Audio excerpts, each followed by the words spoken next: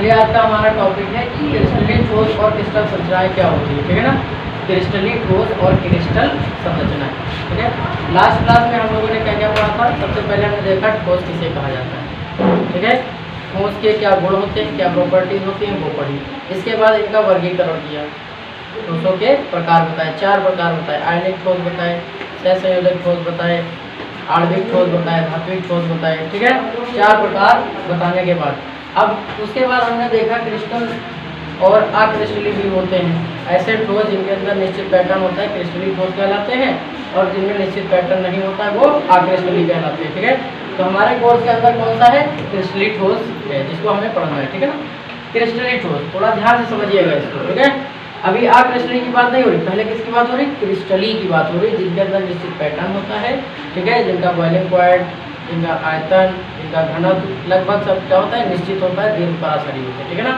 इसके अंतर्गत अगर हम बात करें कि किसी क्रिस्टल के अंदर जब आप इस क्रिस्टल को स्टडी करेंगे तो इसकी एक संरचना होगी, उसको कैसे समझा जाए, ठीक है ना। तो इसके लिए हम लोग एक कॉन्सेप्ट लाते हैं त्रिविम जालक का। किसका लाते हैं, त्रिविम जालक का।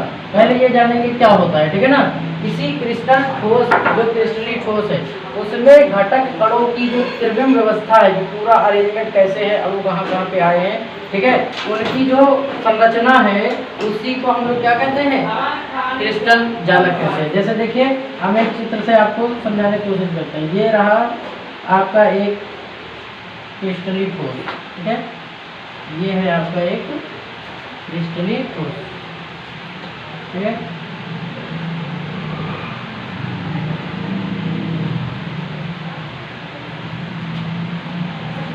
इस प्रकार से पैटर्न बनाए जाते हैं, ठीक है।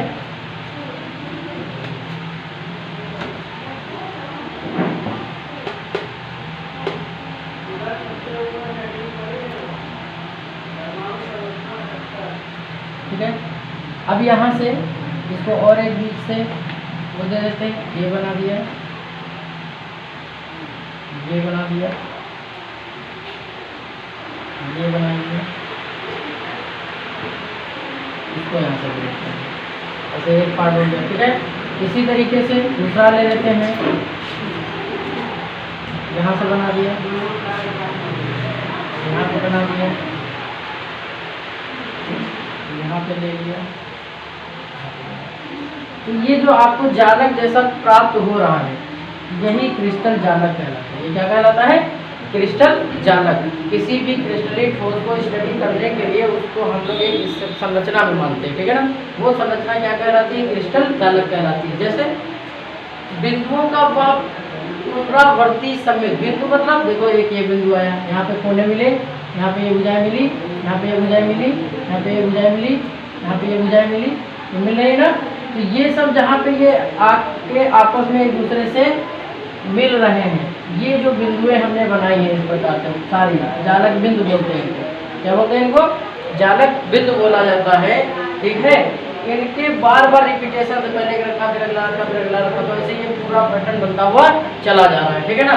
तो पैटर्न से जो क्रिस्टल में उसके घटक कणों के त्रिविम व्यवस्था प्रदर्शित करता है, उसी को हम लोग क्या कहते हैं, त्रिविमी क्रिस्टलीय जालक कहलाता है। कि अगर आपसे पूछ ले कि त्रिविमी क्रिस्टल जालक किसे कहते हैं, है ना, तो क्रिस्टल जालक में, क्रिस्टल जालक बनाते समय जिस एक पर्टिकुलर यूनिट का बार बार रिपीट कर करके एक जो त्रिविम संरचना प्राप्त कर लेते हैं, उसी का नाम क्या है, क्रिस्टल जालक है, ठीक है।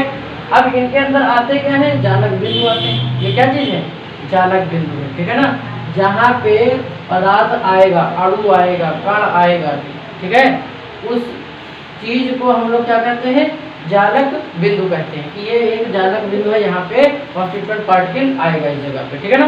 इसको क्या बोलेंगे, जालक बिंदु बोलेंगे, ठीक है। जालक बिंदु जो है पदार्थ के कण को प्रदर्शित करता है, ठीक है, क्लियर। तो यहाँ पे साफ साफ लिखा गया, बिंदुओं का वह पुनरावर्ती सम्मित, सम्मित तो मतलब समान समान होना चाहिए, है ना। पैटर्न जो क्रिस्टल में उसके घटक कणों की त्रिविम व्यवस्था, घटक कण मतलब जिससे मिलकर के बना है उसको कहते हैं घटक कण, ठीक है। त्रिविमी मतलब आगे भी, पीछे भी, ऊपर भी, नीचे भी, हर तरफ से पूरा घेर लिया जाए, है ना, व्यवस्था को प्रदर्शित करता है, त्रिविमी क्रिस्टल जालक कहलाता है। क्रिस्टल जालक में बिंदु जालक बिंदुएं कहलाती हैं। ठीक है, जहाँ पे पदार्थ आ रहा है उन पॉइंट्स को हम क्या बोलते हैं, जालक बिंदुएं। हम क्या करेंगे, यहाँ जालक बिंदुएं कितने हैं, तो ये जालक बिंदु, वो जालक बिंदु है ना।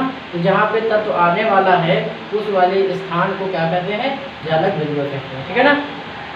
किसी क्रिस्टल जालक का जो लघुतम, लघुतम मतलब सबसे छोटा पार्ट, जिसकी मदद से ये पूरा बना, जैसे ईंटें आते हैं, ईंटें बहुत सारे ईंटें लगा दिए जाते हैं तो पूरा चट्टा तैयार हो जाता है, ठीक है ना। उसी तरीके से उस चट्टे का अगर सबसे छोटा अंश की बात करें तो एक ईंट होता है। क्या होता है, एक ईंट। जैसे ये पूरी दीवार है, इस दीवार के अंदर बहुत सारी ईंटें लगी तब जाके ये पूरी दीवार का निर्माण हुआ है ना। तो अगर हमने इसकी सबसे उच्चतम इकाई क्या है तो आप बताओगे एक ईंट है ना। तो उसी तरीके से जो जालक बिंदु का निर्माण होता है ये एक कोशिका के बार बार पुनरावृत्ति के होने से होता है, ठीक है ना। तो उस चीज को, किसी क्रिस्टल जालक का जो लघुतम, लघुतम मतलब सबसे छोटा पुनरावृत्ति जिसको बार बार लगाते हैं यूनिट, एकक कोशिका कहलाती है, या उसको हम लोग एकक कोशिका कहते हैं, ठीक है ना। तो अगर इसमें ध्यान दिया जाए तो आपको एक एकक कोशिका प्राप्त हो रही है, ठीक है ना। कौन सी वाली हो रही, ये देखिए यहाँ पे ये कोशिका बार बार रिपीट होकर बनी है, ठीक है। ये वाला बॉक्स है ना, अगर इसको हम बाहर निकालना है तो आपको ऐसे दिखेगा, ये बॉक्स एक हमने उसका उठा लिया, ठीक है, ऐसे करके कि इसके अंदर ये वाला बॉक्स बार बार क्या हुआ है, रिपीट हुआ है ना, ऐसे करके। यही वाली ट्यूब जो है बार बार लगाई गई है जिससे पूरे क्रिस्टल जालक का निर्माण हुआ है। ये इसका एक अंश है ना। ऐसी इसमें बहुत सारी त्रिविमी व्यवस्था कर दिया गया तो पूरा जालक बन गया, ठीक है। तो आपसे पूछ सकता है कि त्रिविमी जालक किसे कहते हैं, तो आपको यही बताना है ना। त्रिविमी जालक परिभाषा हो गई, ठीक है। त्रिविमी जालक के अंतर्गत आते कौन कौन सी चीज़ है, अभी हमने ये बताया। इनको कहते हैं जालक बिंदु, इनको क्या कहते हैं, जालक बिंदु। वो वाले स्थान जहाँ पर क्रिस्टल जालक के अंदर बिंदु आते हैं, कण आते हैं, ऐसे स्थान को क्या कहा जाता है, जालक बिंदु कहा जाता है, ठीक है ना। फिर एक बिंदु से दूसरे बिंदु को मिलाने वाली जो रेखा है, एक बिंदु से दूसरे बिंदु को मिलाने वाली रेखा जो होती है, ठीक है, इनको हम लोग कोर कहते हैं। क्या बोलते हैं, कोर बोलते हैं, ठीक है। कोर या भुजा बोल सकते हो, ठीक है ना। कोर भी कह सकते हो और इसको भुजा भी कह सकते हो, ठीक है ना। ये आपकी क्या हो गई, भुजाएं हो गई। इसके द्वारा हम एक जालक बिंदु को दूसरे जालक बिंदु से मिलाया करेंगे, ठीक है। अब क्वेश्चन आता है कि क्या ये जो बिंदु है जालक बिंदु, ये वास्तविक अणु या परमाणु या आयन है, ठीक है। तो आंसर है नहीं। ये वास्तविक कण को, वास्तविक अणु को, वास्तविक आयन को प्रदर्शित नहीं करते हैं। ये केवल और केवल उनके केंद्रक को प्रदर्शित करते हैं। इसको प्रदर्शित करते हैं, केंद्रक को। अगर आपसे पूछ ले जालक बिंदु किस चीज को प्रदर्शित करते हैं, तो जालक बिंदु जो कॉन्स्टिट्यूएंट पार्टिकल है, घटक कण है, उनके केंद्रक को प्रदर्शित करते हैं। भाई हमको पता है कण तो पूरा गोल होगा, इतना बड़ा सा होगा, अगर क्लोरीन आयन बनाएंगे तो इतना बड़ा होगा, है ना। लेकिन हम यहाँ पे क्या बना रहे हैं, एक छोटा सा बिंदु बना रहे हैं, इसका केंद्रक ले रहे हैं, ये वाला केंद्रक ले रहे हैं, है ना। तो इसका मतलब जो हमारे जालक बिंदुएं हैं वो किस चीज को प्रदर्शित करते हैं, केवल और केवल जो घटक कण है उनके केंद्रक को प्रदर्शित करते हैं। आपसे पूछ सकता है, ठीक है ना, कि इस संरचना के अंदर या जब आप यूनिट सेल बनाते हो इसमें जो जालक बिंदुएं हैं ये किस चीज को प्रदर्शित करते हैं, तो आप क्या बताएंगे कि जालक बिंदु जो होते हैं वो जो कॉन्स्टिट्यूएंट पार्टिकल आए हैं, जो कण आए हैं, उनके केंद्रक को प्रदर्शित करते हैं, उनको केंद्र को दर्शाते हैं, ठीक है। और एक केंद्र से दूसरे केंद्र के जो बीच की दूरी, जैसे एक अणु यहाँ पे है, इनके बीच की जो दूरी है उसको हम लोग एक भुजा के द्वारा दर्शाते हैं, जिसको हम लोग कोर कहते हैं। क्या बोला करेंगे, कोर बोला करेंगे, ठीक है ना। अब क्वेश्चन आता है, ये बात पूरी समझ में आ गई, ठीक है, कि एकक कोशिका, तो ये पूरा जालक जो निर्मित हुआ है वो किसकी मदद से हुआ है, एकक कोशिका की मदद से हुआ है ना। अब क्वेश्चन उठता है कि ये एकक कोशिका कितनी होती है, क्रिस्टल जालक कितने प्रकार के होते हैं, ठीक है। तो इसके लिए एक साइंटिस्ट थे ऑगस्ट वेविस, ठीक है, उन्होंने बताया कि जो क्रिस्टल जालक और एकक कोशिकाएं हैं, मुख्य रूप से 7 एकक कोशिकाएं, मूल रूप से इन्होंने जो वर्गीकरण किया वो कितनी एकक कोशिकाएं बताई, 7 प्रकार की एकक कोशिकाएं आपको बताई गई, ठीक है ना। अगर आपसे पूछ ले कि एकक कोशिका कितनी है, 7 है, कितनी है, 7 एकक कोशिका। अगर कहें क्रिस्टल जालक कितने प्रकार के हैं, क्रिस्टल जालक इनके कितने प्रकार हैं, 14 प्रकार है। कितने प्रकार है? 14 प्रकार है। ठीक है, तो याद रखिएगा एकक कोशिका 7 प्रकार के हैं और उनसे बनने वाले जो क्रिस्टल जालक हैं जो निर्मित होते हैं वो कितने प्रकार के हैं? 14 प्रकार के हैं। ठीक है ना, क्लियर है? ठीक है, चलिए अब देखते हैं एकक कोशिका के बारे में। ठीक है, एकक कोशिका क्या होती है? अभी हमने बताया जालक बिंदु का वो सबसे छोटा अंश जिसकी बार बार पुनरावृत्ति से पूरे क्रिस्टल का निर्माण होता है उसको कहते हैं एकक कोशिका। ठीक है, अब ये कैसी हो सकती है? बताया 7 प्रकार की हो सकती है। कितनी हो सकती है? 7 प्रकार की हो सकती है। जैसे एक हमने ये बनाया, एक ये एक हो गई,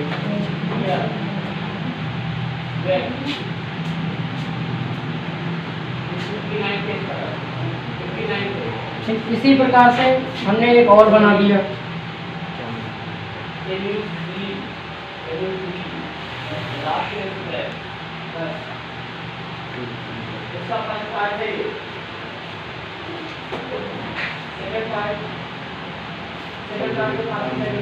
एक हमने ऐसा भी बना दिया।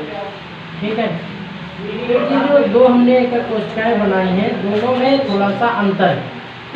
दोनों में क्या है?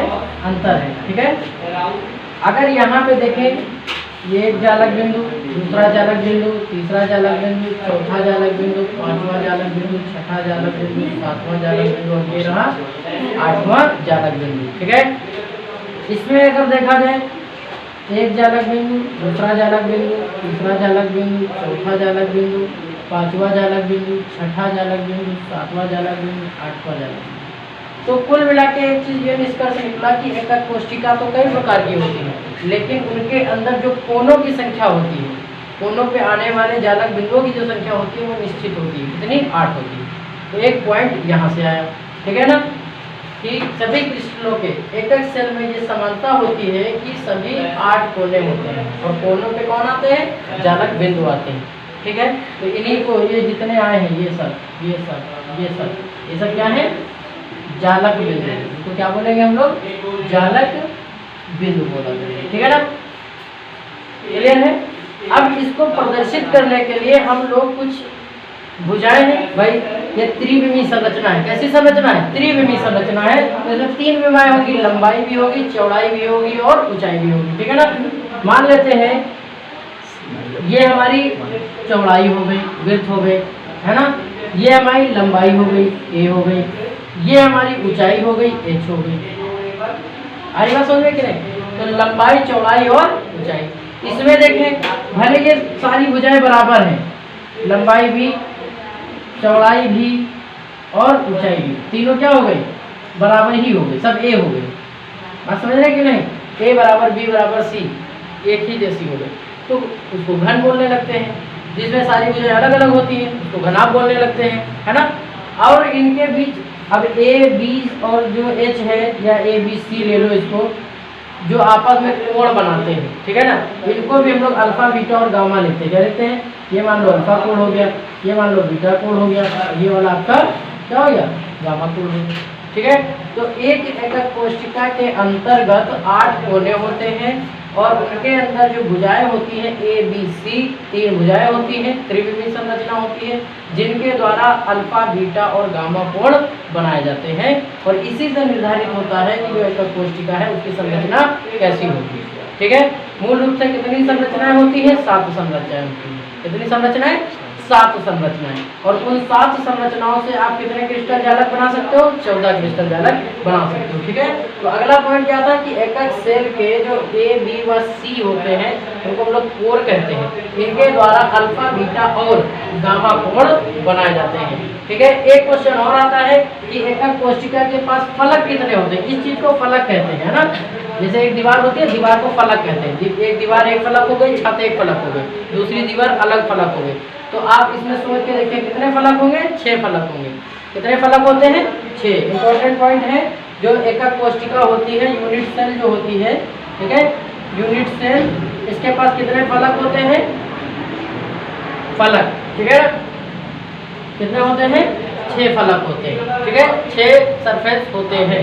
इसके बाद कभी कभी पूछ लेता है कि यूनिट सेल के अंदर ये जो कनेक्टिंग भुजाएं हैं, कोर कितनी होती है? तो 12 होती है। टोटल कोर कितनी होती है? 12। गिन लो, 1 2 3 4, 4 ऊपर हो गए, 4 नीचे हो गए, 4 ऊपर 4 नीचे, 8 2 10 और 2 12।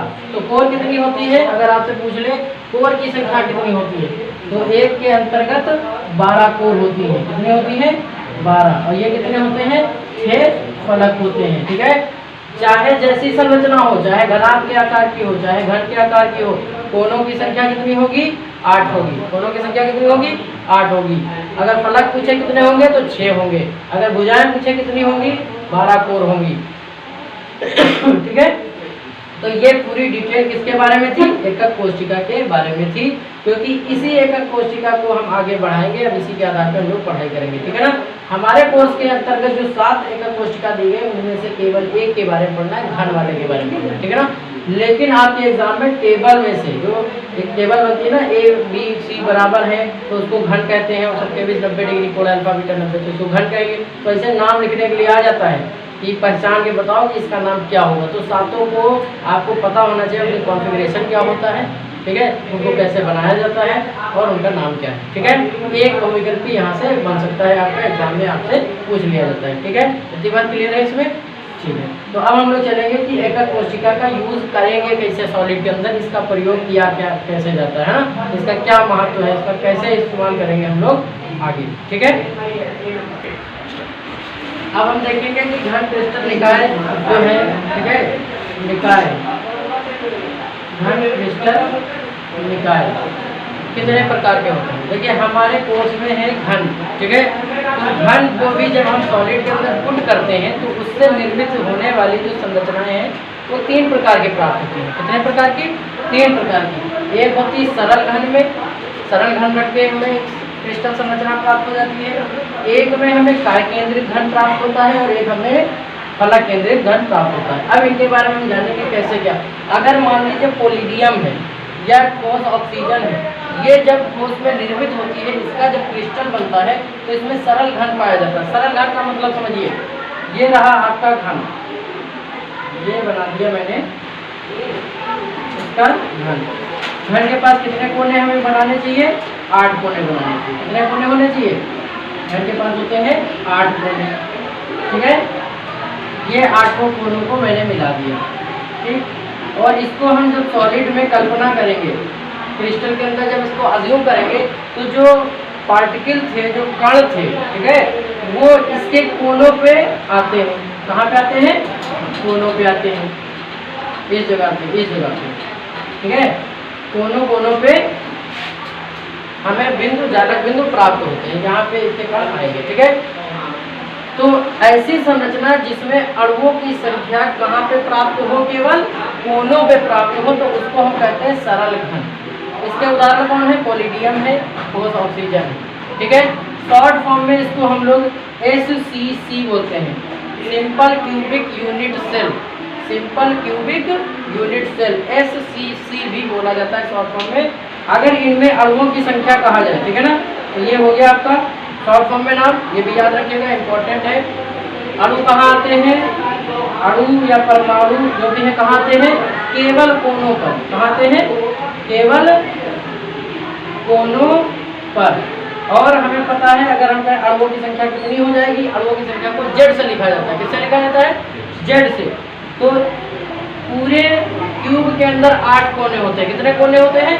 8 कोने, और हर कोने पे आने वाला जो अणु है वो 8 क्यूबिक सेल से शेयर होता है। ये अकेला इसी के पास नहीं है, ये अणु 8 लोगों के हिस्से में है। कितने लोगों के हिस्से में? 8 लोगों का हिस्सा लगता है। हर एक अणु में कितने क्यूबिक सेल हिस्सा लेती हैं? 8 लेती हैं। तो 8 कोने एक क्यूबिक सेल के पास है, हर कोने से अणु कितना मिलने वाला है? 1/8। तो जब इसको सॉल्व करेंगे तो अणुओं की संख्या कितनी आ जाएगी? 1 आएगी। तो अगर हम कहें सिंपल क्यूबिक यूनिट सेल है, इसमें अणुओं की कुल संख्या इसके हिस्से में कितनी आई है? तो आप बताएंगे 1 आई है। कितनी आई है? 1 आई है। ठीक है, ये बहुत इंपॉर्टेंट चीज़ है, याद रखना है आपको। ठीक है, कि जो सिंपल क्यूबिक सेल होती है उसके पास अणुओं की जो अपनी संख्या होती है वो कितनी होती है? 1 होती है। ठीक है ना। इसके बाद काय केंद्रित की बात करते हैं। काय केंद्रित का चित्र देख लीजिए सबसे पहले। ठीक है, ये हमने लिया एक क्यूबिक सेल, ठीक है।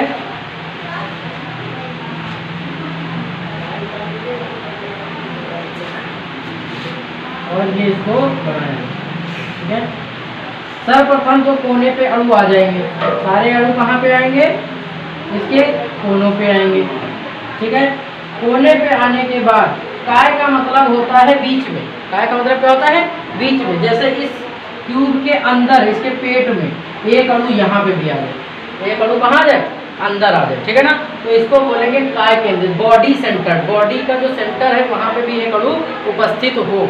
तो ऐसी अगर संरचना प्राप्त हो रही, अब ऐसी नहीं है ना, इसके पेट में भी एक अणु आ गया है, इसके काय के अंदर भी एक अणु आ गया है, इसलिए इसका नाम अब क्या हो जाएगा, काय केंद्रित घन। ये कैसी घन है, काय केंद्रित। अगर इसमें हम कहें कौन कौन से तत्व काय केंद्रित में सॉलिड बनते हैं, आयरन बनता है, क्रोमियम बनता है, टंगस्टन बनता है, इस प्रकार के जो तत्व हैं वो काय केंद्रित में बनते हैं। इसको शॉर्ट फॉर्म में हम लोग BCC बोलते हैं, क्या बोलते हैं, BCC, body centered cubic unit cell, BCC, ठीक है। तो शॉर्ट फॉर्म जरूर सबको याद रखना है, क्या बोलेंगे, BCC बोला करेंगे, ठीक है ना। इसमें कोनों की वजह से आने वाले अणुओं की संख्या एक, भाई अगर केवल कोना होता, ये ना होता तो अणु कितने होते, एक, कोनों की वजह से, और एक तो पूरा पूरा अणु इसके अंदर ही रखा हुआ है। तो इसके पास अगर अणुओं की संख्या की बात करें टोटल तो कितने हो जाएंगे, 2 हो जाएंगे। कितने हो जाएंगे, एक कोने के कारण, एक कहाँ से आएगा, कोनों से, और प्लस एक कहाँ से आएगा, केंद्र से, इसके केंद्र में जो है ना। तो कुल मिला के जेड की वैल्यू कितनी हो जाएगी, इसके लिए 2 हो जाएगी। न्यूमेरिकल लगाते वक्त बहुत काम आएगा ये, ठीक है ना। जैसे हम बोलेंगे BCC है, मतलब समझ लो जेड की वैल्यू कितना लेना है हमें, 2 लेना है, क्लियर है। अब चलते हैं किसकी तरफ, फलक केंद्रित, ठीक है। पहले इसके चित्र को समझिए आप अच्छे से, ठीक है।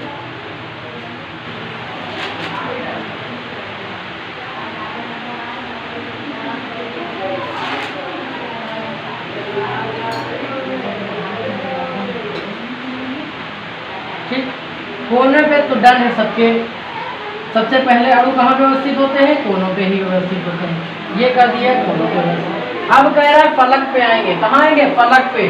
फलक कहते हैं जैसे ये वाली छत है ना, डॉट डॉट करो, यहाँ पे अणु आ रहा है हर तरफ से, ऐसे रस्सी से जैसे बांधा जाए छत पे, है ना। तो एक अणु कहाँ पे आया, ऊपर वाले फलक पे आया, है ना। ऐसे एक अणु कहाँ आएगा, नीचे वाले फलक पे भी आएगा, कहाँ आएगा, नीचे वाले पे आएगा। एक अणु कहाँ जाएगा, यहाँ पे आएगा। तो एक फलक, दूसरा फलक, इधर वाला तीसरा फलक, है ना। ये वाला अगर देखा जाए तो यहाँ पे एक अणु आ जाएगा, ये कौन सा हो जाएगा, तीसरा हो जाएगा। ऐसे एक इधर आ जाएगा, है ना, चौथा हो जाएगा, एक सामने वाला और एक पीछे वाला, एक सामने वाला और एक पीछे वाला। तो टोटल अणु कितने हो गए, कोनों की वजह से और इसकी वजह से, है ना। तो 6 फलक हैं, कितने फलक हैं, 6 फलक, ठीक है। तो इसको शॉर्ट फॉर्म में हम लोग क्या कहते हैं, FCC, क्या बोलते हैं, FCC, face centered unit cubic cell, ठीक है ना, FCC बोलते हैं, ठीक है। तो शॉर्ट फॉर्म अगर आ जाए तो इसको याद रखिएगा, किससे बोला करेंगे, FCC से बोला करेंगे। अगर इसमें परमाणुओं की संख्या की बात करें तो कोनों की वजह से कितने मिले, एक कोने की वजह से आ गया। इसमें कितने फलक होते हैं, टोटल 6 फलक होते हैं। कितने फलक होते हैं, 6 फलक होते हैं। और हर फलक का जो अणु है वो कितनी और यूनिट सेल से शेयर होगा, 2।